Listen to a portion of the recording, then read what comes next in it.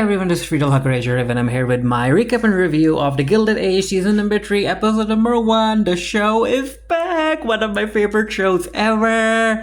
The stakes are low, but some of them are high enough, and yeah. So, episode number 1, basically, of season 3, opens up with this scene where we see this carriage pulling up all the way I think it's in Montana, Arizona, and we see that Mr. Russell and his secretary are out because Mr. Russell is out in the desert somewhere in Arizona because he has a business plan that he wants to execute. However, from the promotional materials, we know that things are gonna be very business stuff is gonna become difficult for Mr. Russell. So I'm excited to see how what happens there and how much money they'll lose. I highly doubt that they'll become poorer, but hey, maybe Berta will save him. Who knows? But yeah, let's see what happens. And then we have the scene where the staff of the two houses are basically having a snowball fight across the street with each other. They're having fun. And yeah, it's snow and people were not expecting that to happen at all. And then Mr. Bannister guests asked about the mistress situation because in the previous episode, we now know that Ada, because she's paying the wages of the staff members, she has more say, and Agnes is not happy about that at all. So it's been a few months and that situation still hasn't been, basically they haven't come to a decision yet about whether or not Ada has the final word or Agnes. We have the scene between the two sisters where basically Ada talks about the cause that she is supporting this time around. It's basically against alcoholism and all of that stuff, and Agnes is like, well, a few months later it was one cause, then another cause. You just keep on doing these causes, and considering it's a blizzard outside, I highly doubt someone will appear or even come for the meeting. And yeah, this is where we get to find out about Ada's emotional situation after the death of her husband, and that helps Agnes understand a bit about what her younger sister is going through, especially when Ada brings up the fact that there have been nights where, because she has been trying to mourn in silence, there has been nights where she goes to bed and she wishes she doesn't wake up again. And yeah, that's no. So basically trying to support causes that she feels for. She feels that she is keeping, I think her name's, what was his name? I forgot her husband's name. Deceased husband's name. Whatever. Hector, I guess? But yeah, she feels that she is basically honoring his legacy, his memory, and then she also, again, she has something to do in her life instead of just weeping. Then we get a scene between Peggy and her parents, and yeah, her mom decided to make Peggy stay the night because there was this very important letter, and her mom's worried about Peggy traveling in such snow and the cold, and Peggy's like, oh no, I'll be okay. Now, Peggy does come down with a cold in this episode, and things have gotten bad, but from the promotional materials we know that she is gonna meet a doctor, sparks are gonna fly, and I'm so here for Peggy being happy. Cutting to the Russell household, Berta has a plan because again she wants to basically marry Gladys off to the Duke, and she has been planning a whole lot of that. So there are rumors, the Duke's coming over, and of course Gladys isn't really into the Duke, but yeah, that's not gonna stop Berta. Gladys tells her mom that she's going out to watch the snow with Larry. However, she is going out for a walk, but she's also going out to meet Billy because apparently these two are in love. And she's like, oh, Billy, you have to wait. I know you want to talk to my father about my hand in marriage, but you have to wait. And yeah, Mr. Russell might not be back for a couple of weeks, and it might be too late for Gladys because the Duke's gonna show up. And then we have this entire scene between Marianne and Larry, and yeah, they have been seeing each other for a couple of months now, but nothing has been announced. At first I thought that the season 3 was gonna be basically everyone being happy about these two, but no, it's being kept a secret, and Marianne is like, hey Larry, I can't mess this up a third time. I've already messed up 2 times, so give me time, be patient, we will be together, but I just need time. I want to really make sure that I get this right. Now there were certain scenes involving Larry and the Clock Twink, which I think are gonna paint Larry in a bad light, and that might make Marion not like kind of step away from him. But let's see what happens here. I'll talk about it in a bit. We got to Mr. Russell and Spike basically talking about his plan. So what Mr. Russell wants to do is that he wants to expand his railroad and make it the fastest one-way railroad, maybe even all the way to Mexico or something. However, in order to do that, he needs the land. And on that land are a bunch of mines. So he has to talk to the people who own the mines in order to get the land. And of course, those people, they know who Mr. Russell is. So they want to make a profit off of him too. And Mr. Russell, even Spike's like, but you have to put down a lot of money for this project. And Mr. Russell is like, hey, maybe the people who own the mines can rent those mines back after I bought them. But I need those mines. We might end up doing something with the mines later on, but right now I need the land.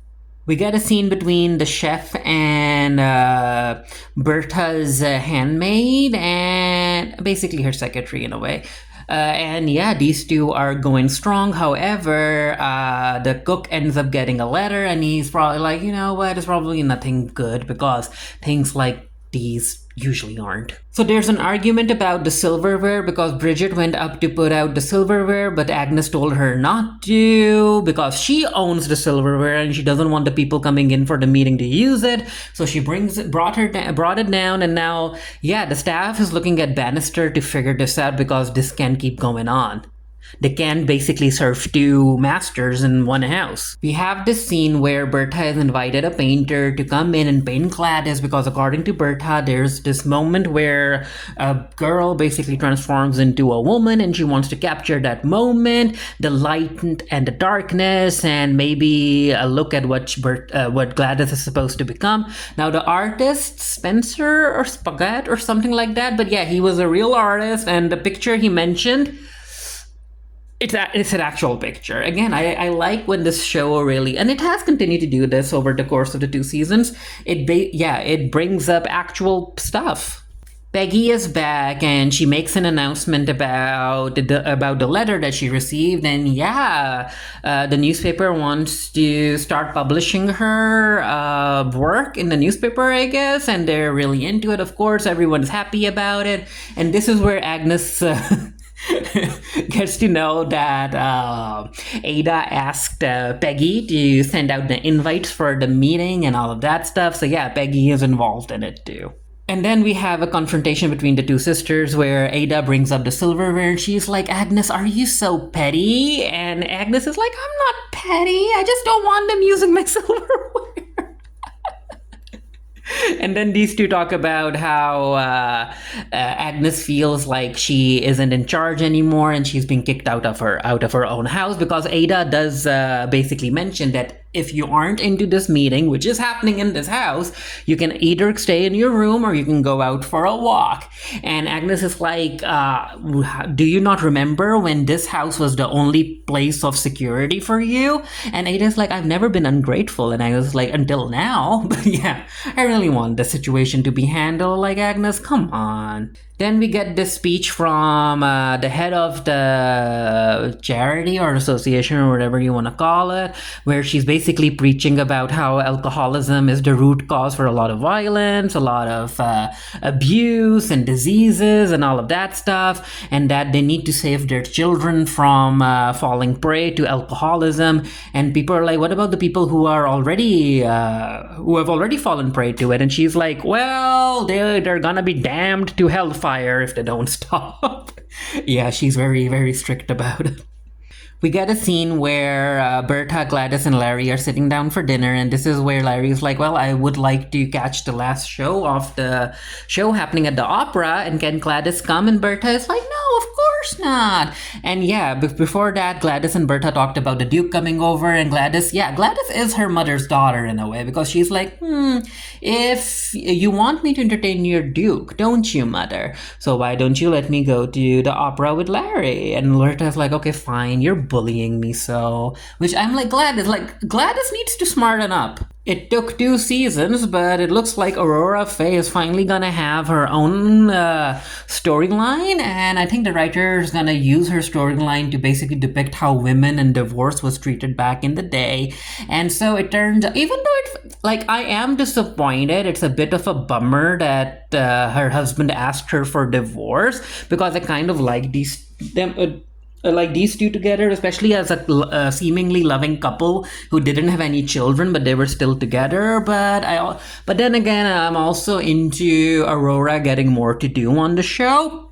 So yeah, so turns out that her husband has been seeing another woman for a while now, and he's asking her for divorce. And Aurora's like, I'm like, yeah, Aurora, stand up for yourself. Aurora's like, why the heck would I divorce you? Why would I do that? And the husband is like, well, if you don't divorce me, the only cause for divorce is basically adultery.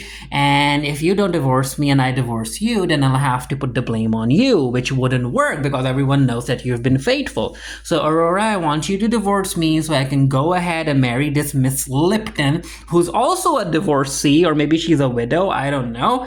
And Aurora's like, oh, no, this is not gonna play out the way that you think this is gonna play out, sir. I am not gonna divorce you. And she also has this very emotional moment where she's like, well, I never imagined that there's gonna be a moment where I was gonna be glad that I didn't have any children, because I guess this is it. She's glad that she didn't have any children because they would have been involved in this drama as well. But yeah, I feel for Aurora, but again, I'm here for having the actress having more to do this season. So it turns out that Oscar has been living at the house. Ada has been looking after him. She's like, this house is yours. You can stay here. I can, like, she's taking care of Oscar, but the women of the house also need Oscar to get up and start doing something. He's the man of the house.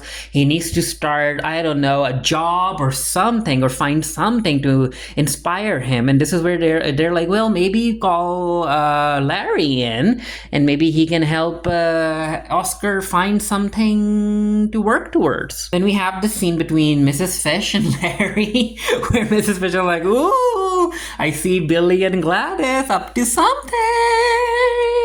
And yeah, Larry's like, well, it's young love. It can't be contained, and yada, yada, yada. And Mrs. Fish is like, okay, fine, I won't mention anything to your mom, but when she finds out, I will have to pay for it.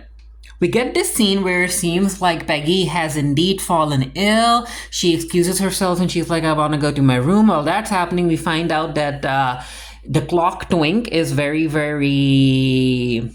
Yeah, he's excited about the meetings that he's gonna go attend with Larry. However, certain things happen, which, again, I feel like the writer's gonna make Larry seem more like his dad. Aurora sits down with Marian, Agnes, and Ada, and she shares her situation with them.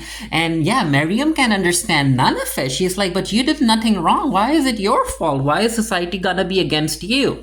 And Aurora is like, well, when it comes to society, because Miriam is like, it's not logical. And this is where Aurora is like, well, when it comes to society, logic doesn't matter, especially when women are concerned, which... Yeah, even to this day, yeah.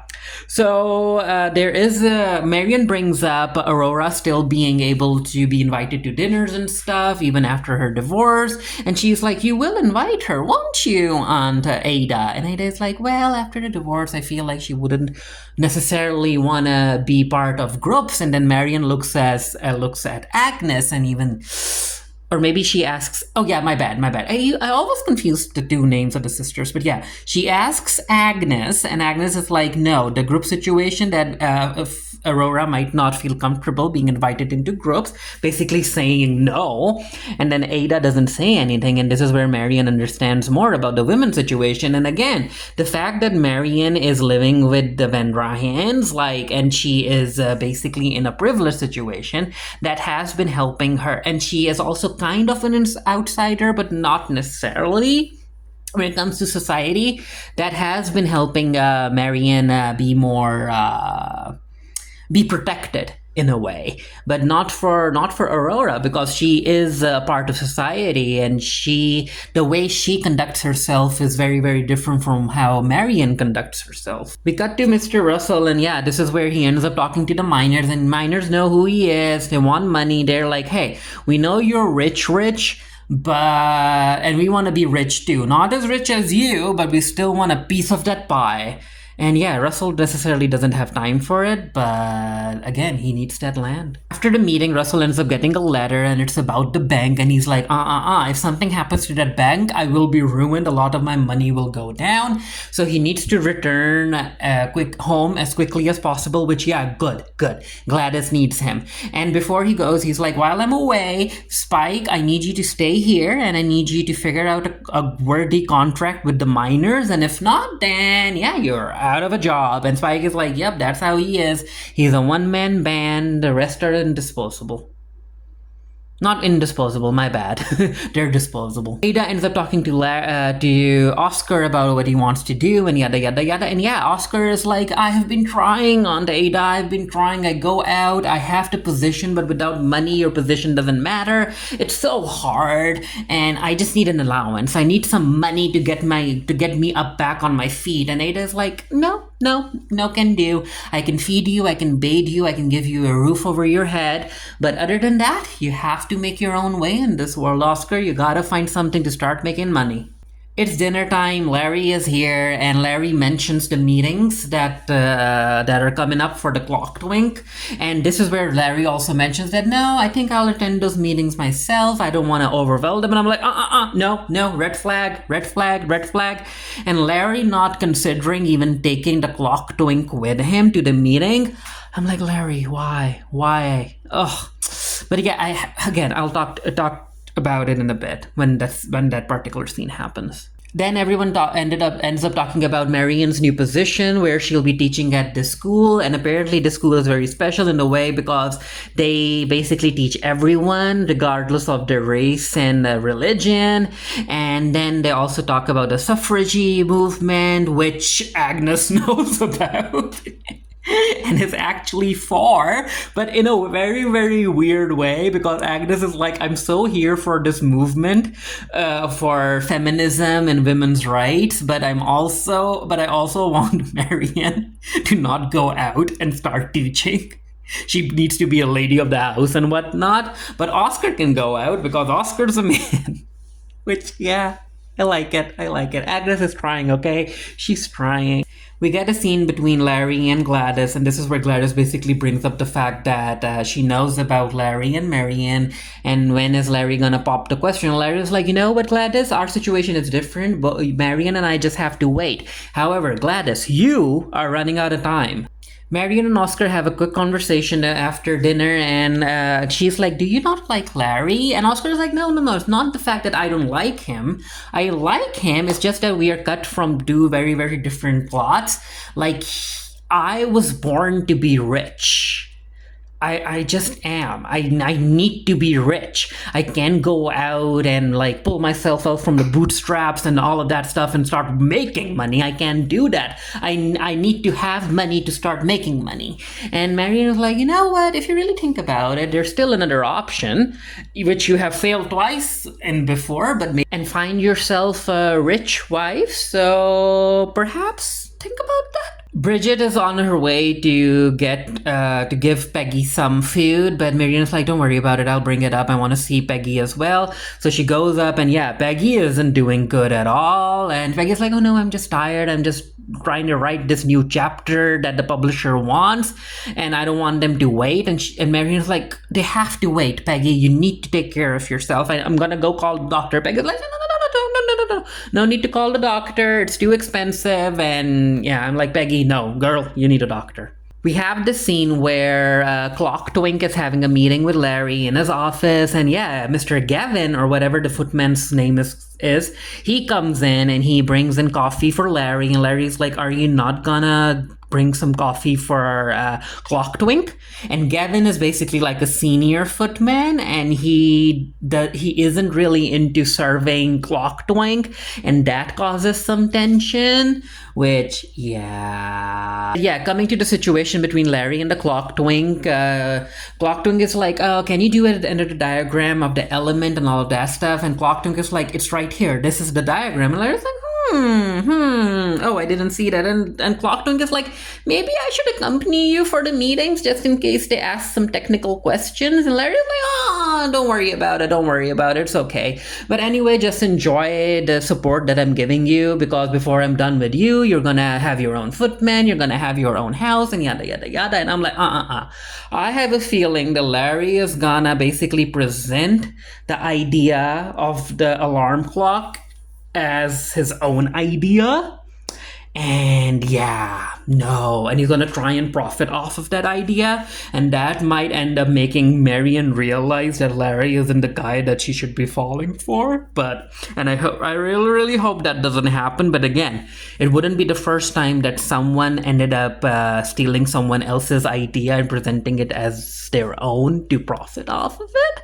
But let's see what happens. Berta has a meeting with the rest of the ladies from society where she basically tells them that the opera is doing great, is being recognized as one of the most awesome operas in the entire world, and yada yada yada. And then Billy's mom is like, well, I hope we're gonna get something else to celebrate as well together, Mrs. Russell. And Berta's like, what the heck do you mean? And this is where Billy's mom brings up the fact that Billy and Gladys are in love, they're gonna be engaged and be married, and yada yada yada. And Berta's like, oh, what? Say what now? And of course, Mrs. Fish is stuck between the two. And yeah, Berta's like, no, none of that is happening. You can tell your little Billy to stop dreaming. And Mrs. Fish is like, yep, I'll have to pay for that. And hey, because Billy's mom is like, Billy was so sure, I thought that it was happening, the proposal and all of that stuff. And Mrs. Fish is like, no, in this household, ain't no proposal gonna is even considered an actual proposal unless it came directly from Berta. So yeah, she's not gonna give up on marrying Gladys off to the Duke so easily. We have this entire conversation between Clocktwink and the maid from over at the Russell's household, where she's like, you know what, you shouldn't have humiliated Gavin like that in front of Mr. Russell. And Clocktwink is like, what the heck did I do? He offered me coffee and I took some coffee, and she's like, no, he was a senior footman, you're the junior footman, you made him wait on you, and you're trying to do something that's not that's above your station, and yada yada yada. And Clocktwink is like, but no, it's America, we don't have to live the way our parents did. And she's like, well, you know what, you might be favored by Mr. Larry, but downstairs you're not in favor at all. And I'm like, oh, come on. But hey, I understand this type of thinking from way back then.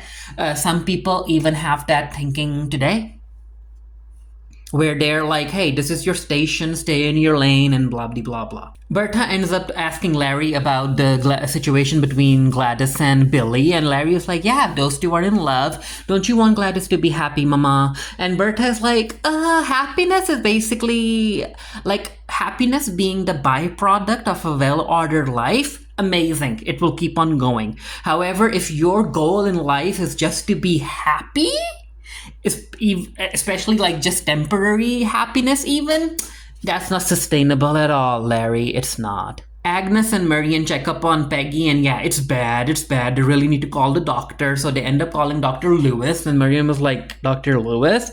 Because again, yeah, you can tell that it will happen, but Agnes is like, no, he'll come and he'll treat Peggy because I said so. Clocktwink brings up the conversation he had with the maid from across the street, and yeah, they're like, oh, don't worry about it, just don't say anything to Mr. Larry about it, this is your chance, you're meant for something great, so seize the opportunity. Dr. Lewis arrives and Marion takes him upstairs to meet up with Peggy, but yeah, he comes down in like under a minute, and they're like, okay, so what happened? That was quick.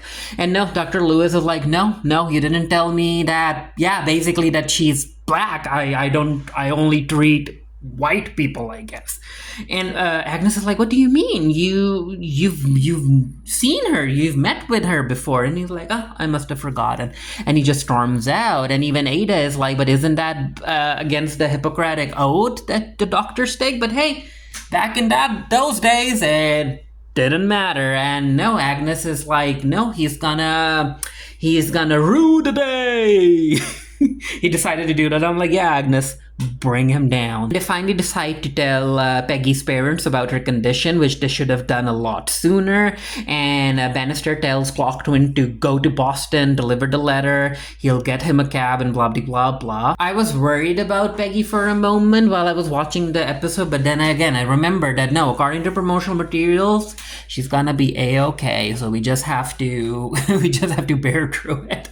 And then we have this conversation, this argument between Gladys and Berta about how Berta wants her to be happy and she doesn't want Gladys to throw her life away for someone like Billy because he's gonna amount to nothing. And even though he loves her now, after a few years, he's gonna resent her for who she is because she is Mr. Russell's she's Mr. Russell's daughter. She means something in society, and if she ends up, Berta also brought that up to Larry. Like, if she ends up marrying the Duke, she'll be able to influence society at a very, very high level. She'll be able to influence fashion and politics and all of that stuff, which you can tell that Berta is trying to live her own dreams through her daughter, because she's like, if I had ever had such a proposal come to me, I would have become the queen of the world. So again, she's trying to live her dream through Gladys, which again makes sense, but also it's like, Gladys isn't that kind of girl, Berta. And the episode ends with Gladys packing up her bag and running away. At first I thought that she was just gonna like cross the street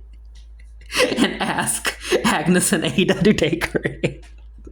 But no, she's actually running away, which again, we know that she'll be okay. And of course, Russell is gonna be mad at Berta about it. But yeah, that was episode number 1. I'm already looking forward to episode number 2. Let me know what you thought of it down in the comment section below. And if I end up doing a written review of this for the Geeky Area, the link to that will be down in the comment section below. And yeah, until next time, stay happy, stay safe, stay blessed. See you guys later.